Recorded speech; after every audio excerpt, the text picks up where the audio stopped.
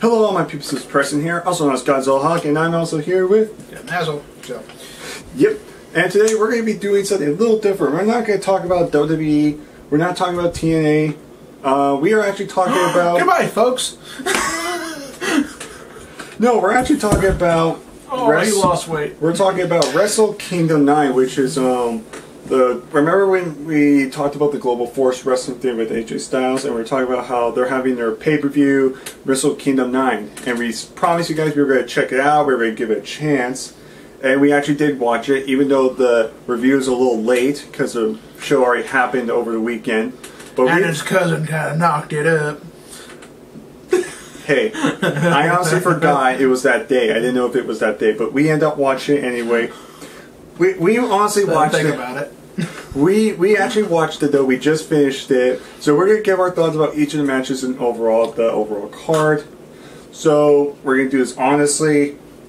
So like I said, I know this was a little late, but we figured we'd do the review anyway, and we are posting live reactions. Hopefully, if I can get the phone thing to work, because I've got a new phone, I'm testing it out. So watch out for the finger.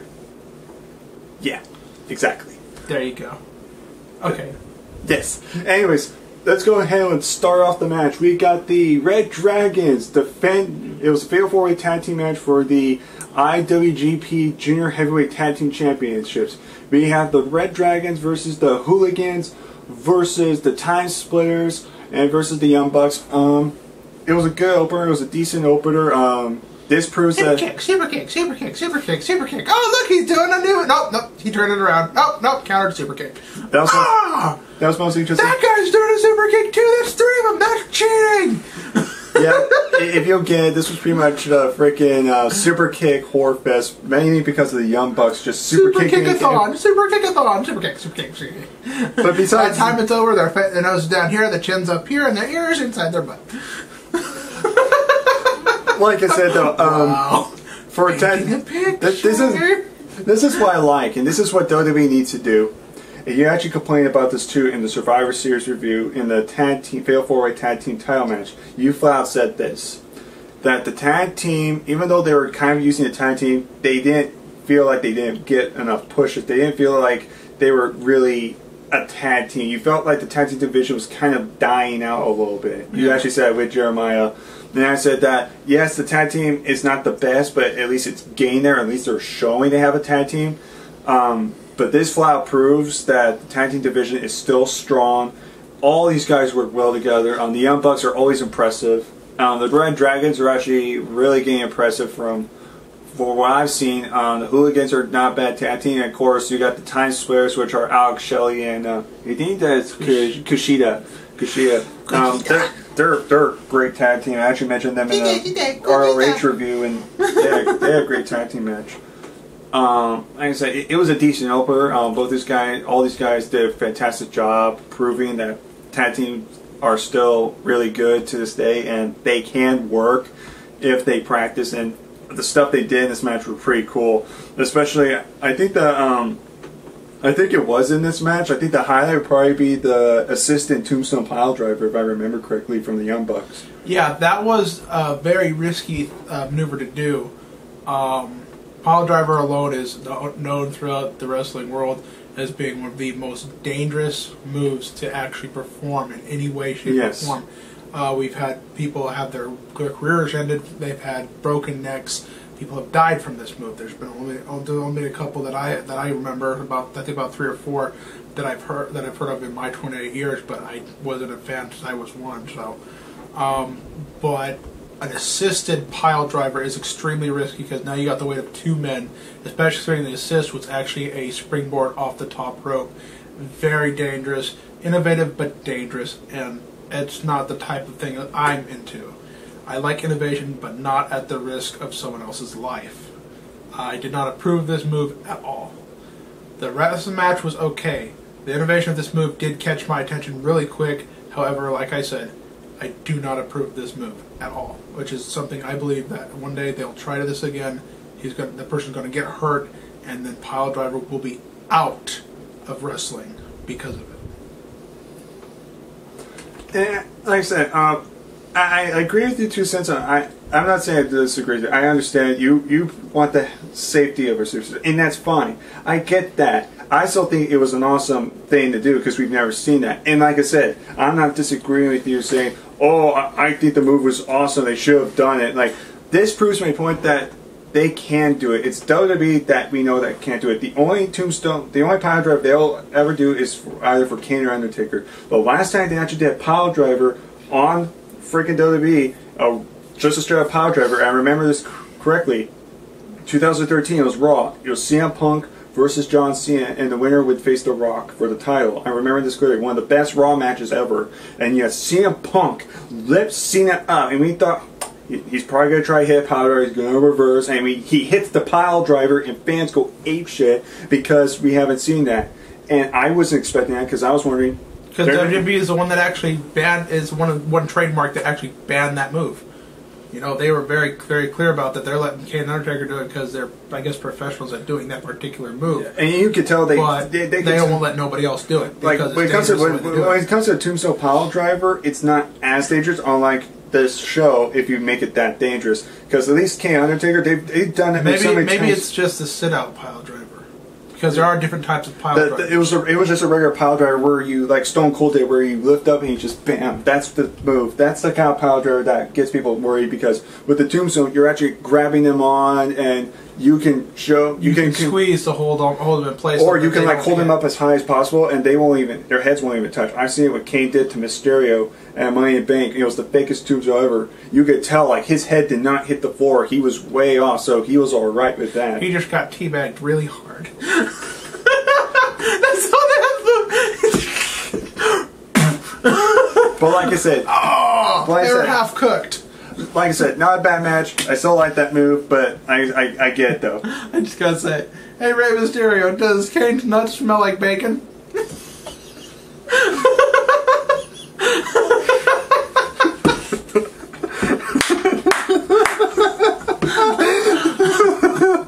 You're gonna have a couple comments after this one. I can't tell if I got teabagged or if somebody hit me in the face with a package of smoked bacon. Okay, we call that the BLT.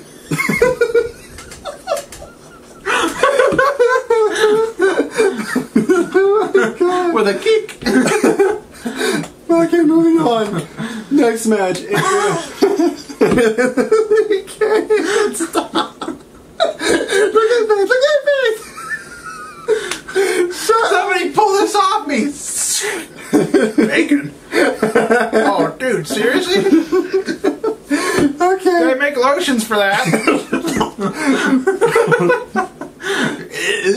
Okay. Stop. I can't laugh.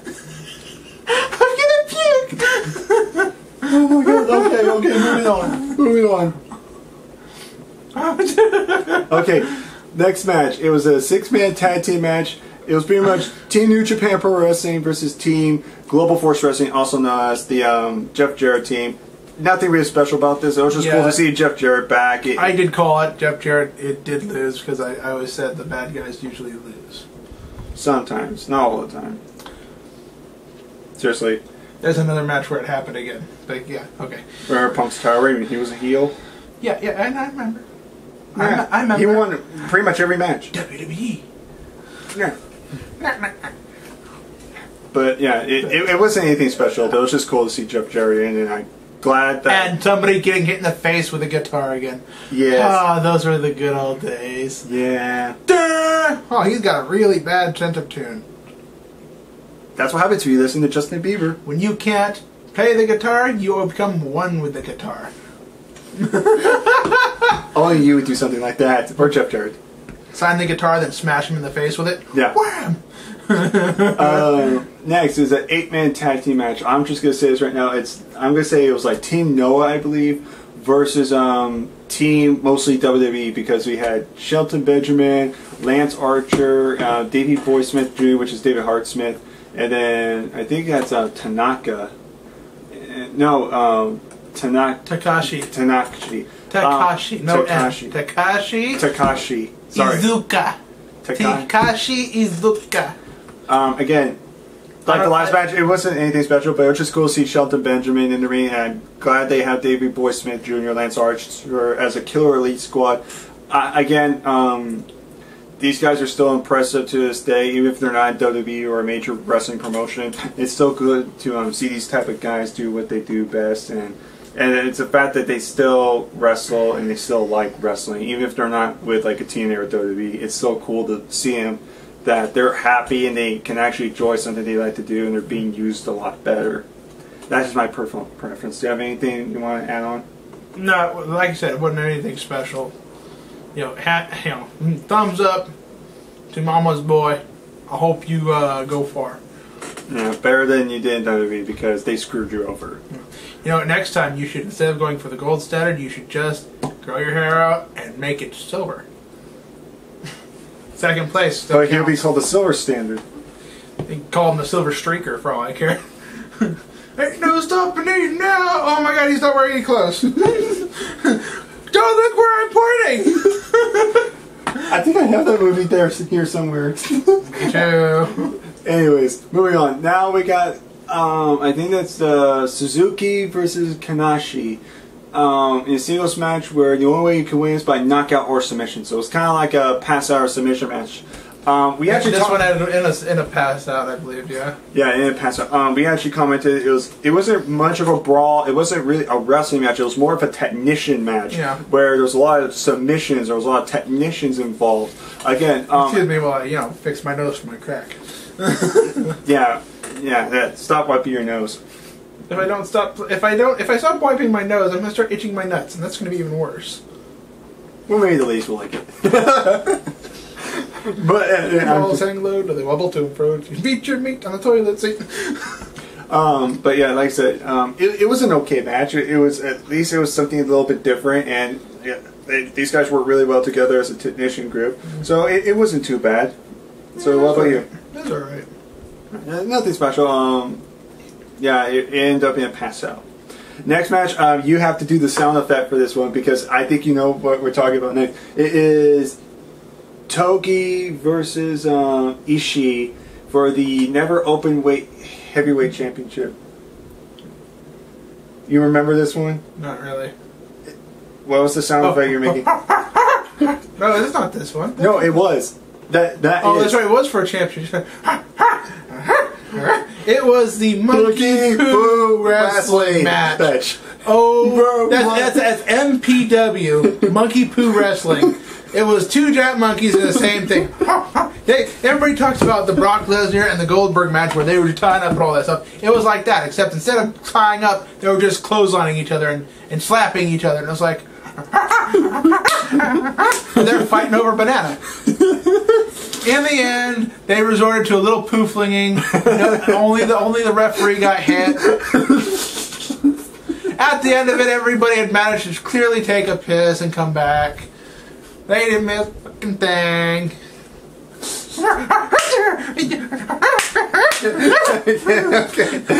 Okay. Anyways, we have a new champion. Like I said, a lot of punches mostly. It started really boring and then slowly tried to pick up. And then that failed. Miserably. These two, I am sorry. I don't even remember what move they did to end the match. I just remember that match actually ending, and I was like, ah. Actually, I don't even remember either. I mean, look how long the match went here. It's 12 minutes and 23 seconds, apparently. Yeah, it beats out the last 3 matches, and it was the worst one. No, actually, the last slaps, chops, and clotheslines. Actually, that's it. Actually, the next match for almost 13 minutes, slaps, clotheslines, punches, and punches, and maybe a few slams. That's it. No, there wasn't any slams. There was one. Towards the end, someone got a finisher. There was one on. They got suplexes. They got suplexes. They did some rope moves. But it was all. 85% back and forth and back. That was pretty much 85% of the match right there. I could not stop grunting because it's like, oh my god, look at the paint peeling off the wall. It's so interesting suddenly. It's moving faster. Alright, but moving on. Next is the it was actually a very good match. The IWGP Junior Heavyweight Championship. It was Kenny Omega defeating I think that's Ryuzuki. Sure, why not? Yeah, well, just call him Taguchi. Taguchi. There's a name I like. Taguchi. What he did, he left to Taguchi. He left Taguchi. Left Taguchi. And from what here it says, it's actually longer than the last match. It was 13 minutes and 20 seconds. Sorry. I thought it was a good match. It was a good pace for these guys. Not a 5-star classic, but it was good for what it was. It was definitely way better than the. Honestly, I guess I gotta interrupt. This is all I have to say about this match. It felt like a match from the original WWE back when they were WWF. It felt like one of those old school matches, and I just couldn't get into it. Honestly, I didn't care for this match. I admit it. I didn't care for this match. But yet you cared about the freaking monkey one. The monkey one was hilarious because it wasn't a match. It was just guys slapping each other. They might have. They should have just ripped their clothes off and had like butt sex on it. It would have been more entertaining. And now, for your pleasure, or disgust, whichever one hurts you more or less. Here's two giant men fucking each other.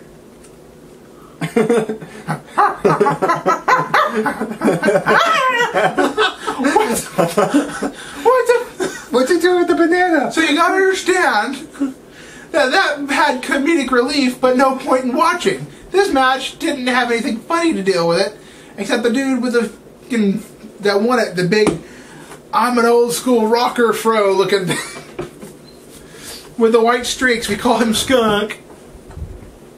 In my honest opinion, I watched it. It was good for what it was. It was a good paced wrestling match. Not match of the night, no. Definitely not match of the night. There was definitely a match of the night, but this wasn't it. But it was a good match. Not a spectacular match by any means necessary, but it was good to watch. It was a wrestling match. Next, we got a tag team match for the IWGP Tag Team Championships. It was Luke Gallows, which is pretty much the Bullet Club, versus Miuya Tag. Yeah, it says. Anyways, the Bullet Club lost their championships to. Hats off to what was his name again?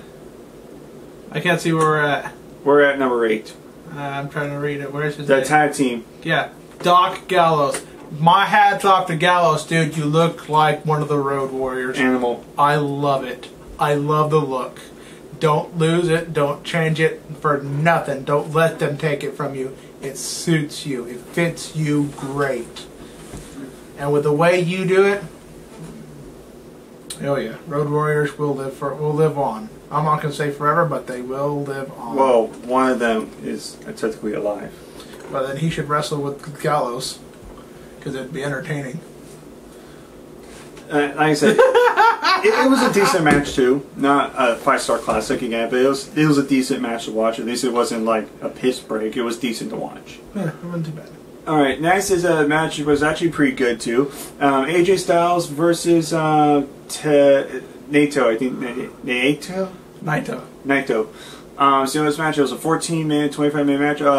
Like I said, we said this in our AJ Styles video. AJ Styles has always been one of my personal favorites. He's one of the best athletes ever. Fact, not opinion. He just is. You can't hate this guy, whether he's a heel or face. This guy's just really good at what he does. And I gotta disagree with you. There was one point where I did hate AJ Styles, and that was when he was the underling who would just, no third. I hated that.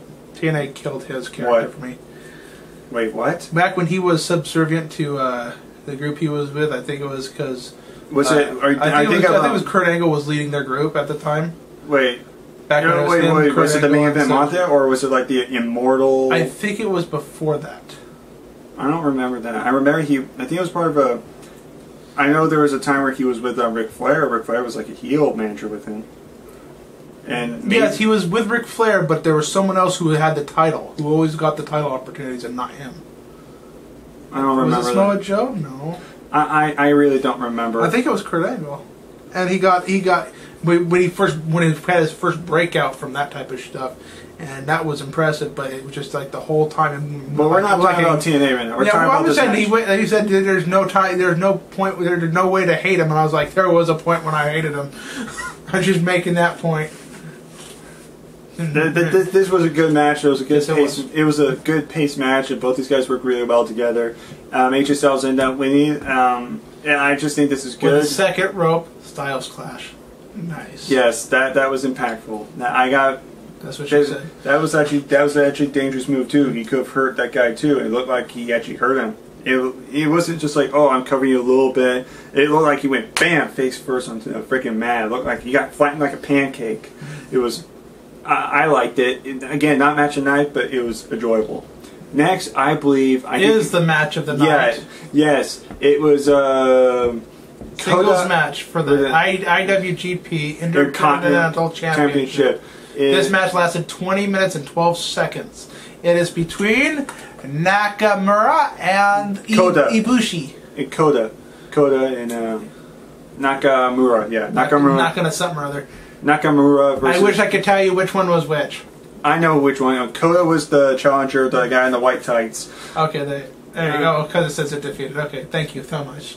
Oh, you're welcome, honey. We had him snootered with the neuter bomb. It was really interesting. That's the actual wrestling move now called the neuter bomb. You grab his nuts and you just go. It's kind of like Dirty Deeds, but it really hurts. We'll be previewing that soon enough. Please tell me you're going to do that to Jose. Please, don't target me again, Susie. That wasn't funny. That wasn't funny. That was hilarious. I'm going to kick your nuts. Hashtag spanking it. P.S. That video's still on YouTube. Awesome movie. Awesome video. But yeah, let's talk about this match because this was really awesome. Very, very, very aggressive. Very aggressive, stiff, speed, agility. These guys were. The referee seemed to have gone completely and utterly retarded. It was great. It was like watching one of the matches play out in one of our wrestling games, and a hardcore match, and the referee is just kind of spinning in circles. He doesn't know what to do. He jumps out of the ring, jumps back in the ring, jumps out of the ring, jumps back in the ring, looks down at you while you're pinned, and then he looks back up at the sky and goes, "Oh look, pretty star." You're sitting there going, "Oh," or it's not a Randy Orton moment when he goes running and for no reason drop kicks the referee. Because he can't. Day of Reckoning. That was awesome. That was awesome. 3 chicks against Randy Orton, and the first thing he does, not even hits, he doesn't hit any chick, just flat out drop kicks the referee, and I'm like, he didn't want to start by kicking the crap out of a girl. He just wanted to hit a guy, and well, the referee drew the short end of that straw, the short straw on that handhold. He's like, circling, that guy's got nuts. I can't really say much about this match because it was really that good. It was excellent. It was very kick out. It was very close, but at the end, you got the pick. Well, not only that, but I do believe that Kota did get injured slightly, if not a little bit bad. He did. I don't know about you, but when I get slapped in the back of the head, it hurts real bad. And he got kneed in the back of the head, and I'm sitting there going, "Ooh, he's going to be feeling that when he tries to take a crap later tonight." Yeah. Yeah. They call that the Tosha bomb. Yeah. Like I said, match of the night for me. Really good match. Next, let's move on to the main event, which I believe might be second match of the night. Yeah. It'll be for the IWGP World Heavyweight Championship. It was Hiroshi defeating Okada. Another great match. It was actually 30 minutes and 57 seconds. With Guido? Oh, Guido. With Guido. It was. I don't see that green bastard down there. 30 minutes and 57 seconds. Yeah, and five frog splashes, several attempts at tombstone pile drivers, multiple kickouts, but one really important thing to remember: no super kicks. Yeah. None, not one. I was like, oh, finally a match. And then JR, we got to point this out because JR was actually commentating along with Matt Stryker. Oh, dude, he mentioned every single wrestling thing you could imagine. WWE, TNA, NXT. When it's still going, discontinued, barred from the matches, a total booer. He even mentioned Brock Lesnar. I'm sitting there going, who's next? Where's Goldberg? I mean, there was, shades of Randy Orton. Half these guys in the crowd are Japanese and don't speak English. Like, Randy Orton? Who Randy Orton? And I'm just sitting there going, he ain't nobody. You ass. I'm not part of this. He's dumb. I'm not part of this. I'm not part of this. I did plan this. But he RKO you out of nowhere. And I got to point this out too. You actually commented on this. It was actually, I think it was actually in this match too, where he does the DDT from the thing, and he said, "Watch, Randy Orton." It's a shades of Randy Orton. He plants it. That was a Randy Orton move. And then what happens next? Literally, the next second layer. Oh, Jared, that shades of Randy Orton. Yeah, yeah. I'm a psychic asshole. I can see things in the future that are gonna piss you off. Like I said, this main event was good. I like the fact that he reversed a tombstone not once but twice. The first time he actually reversed to his own tombstone, I think it would have been awesome if he would pin him and then kicked out, have that more shock value. Then he tried to go for the tombstone again and then reverse it to like a small package and then kick out. It was just crazy. And then the way the crowd erupted when he got the world's perfect drop kick. Like Randy Orton or like a Ziggler. Yeah, but I guess his is called the world's greatest drop kick or something like that. I'm like, okay. And like every person was like, he's out kicked! And I was like, we've seen like 600 of those tonight. What the and then the Rainmaker, yes, his clothesline from hell, technically. Well, it's more like a combination of clothesline from hell combined with the bullhammer. Because he grabs you by your arm, he sends you off, grabs your arm, brings you back, and just clotheslines you really hard. Yeah. Like I said, main event was great, but I still say the Intercontinental title match was match of the night. Yes, because Captain Psycho with the title always is awesome. Yeah. It was like a circus with axes. Kicks, knees, and everything in between, even shaking. So actually, in your overall, from this card alone, what would you rate this pay-per-view out of 10? Well, we've 3 matches. Out of how many? Out of 11 or 12 matches? 10, actually 10. So... Are you sure? Okay. Yeah, because the first match was a pre-show match. Okay, so out of 10, 3 matches were good. What percentage is that? That's 30%. Now, on a regular scale, that would be an F for grading. But for me, it does equal out a little bit, and there are people who show promise. Like I said, the tombstone, assisted tombstone, was a really bad thing for me. It really turned me off on this thing. But it was still innovative, so it still got plus points on top of the minus dozens of points. So I'm going to say, all in all, I'd give it probably a 7 out of 10. Clearly beating what the hell that other TNA thing was by like at least 3 or 4 points. Oh, you mean Bound for Glory? Well, obviously. Oh, that's right. Bound for Glory was -2, so I guess it does kind of beat it really well. Well, -2. My favorite score to give anything, something that's not on the chart. -2. Not -1, but -2. It was so bad that it trumped the worst score that you would ever think you'd hear. It's a negative. It's not a 0. It's a -1. Oh no, it was worse than that. It's a -2. Like I said, the opener I thought was. Oops, sorry, let me do this again because I want to do this thoroughly. Opener was, I'm gonna say was good for its own right. Not amazing, but it was still good. Second match, it wasn't anything special. The next match after that was, again, nothing really special, but it was just kind of cool to see these guys. The next match after that, it was decent, another decent match. The next match after that, like I said, just monkey match. I'll make it. The fact that I was commentating like a monkey, I mean, it just... Exactly. He would be like, this match is stupid. Then He'd have gone and taken a dump, come back, and they would still be playing with their nanners. The Omega match, I thought it was a decent match at best. It was good. The tag team match after that, again, was decent. AJ Styles was good. The next match after that was excellent. And then the final match was a great main event. So, in my honest opinion, it was way better than what WWE's been doing recently. And I will say it was way better than TNA Bound for Glory. Oh, yeah. By far. Like, no comparison. Maybe if you compare it to, like, WWE, this by far beat, like, TLC pay-per-view. Well, yeah, I said I've got a point of view for the worst pay-per-view ever. So... Well... We'll do that. Maybe we'll do that afterwards. But overall, I think I would give this like a 7.5 or 8. Like I said, there was a lot more ups than downs. Like I said, there were downs. We're not saying this show was 100% perfect because we would be lying. It had a lot of good moments, but it had some down moments too. But at least this was a wrestling product. That's why I can say it was wrestling, not stupid gimmick, freaking entertainment. Not crap.